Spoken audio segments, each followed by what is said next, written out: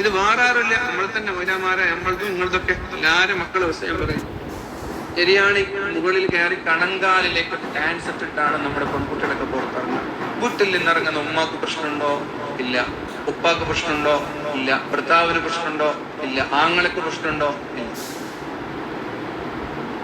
പഴയ കാലത്ത് ഒരു 10 വർഷം മുമ്പ് വരെ ആണും പെണ്ണും ഇടകലർന്നിരിക്കുന്നതും സംസാരിക്കുന്നതൊക്കെ വല്ലാത്ത നാണക്കേടായി.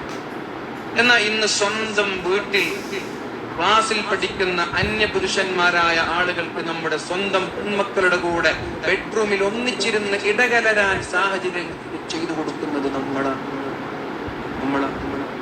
ഓരോ സെന്റ് ഓഫ് വരുമ്പോഴും, ഓരോ ഫയർവെൽ വരുമ്പോഴും, SSLC ആയാലും +2 ആയാലും പഠിച്ചോനെ സമൂഹത്തെ പറയിപ്പിക്കുന്ന ഒന്നും നമ്മുടെ സമൂഹം ചെയ്യരുത് എന്ന് മനസ്സുകൊണ്ട് പ്രാർത്ഥിക്കണം.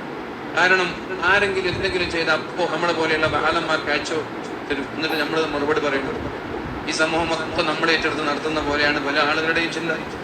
ആരെങ്കിലും എന്തെങ്കിലും ചെയ്തു കൂട്ടി അപ്പം നമ്മളെ പോലെയുള്ള ആളുകൾക്ക് അയച്ചു തന്നിട്ട് നിങ്ങൾ സമാധാനം പറയണം, നമ്മൾ മറുപടി പറയണം. നിനക്ക് നമ്മളെന്ത് മറുപടി പറയാനും?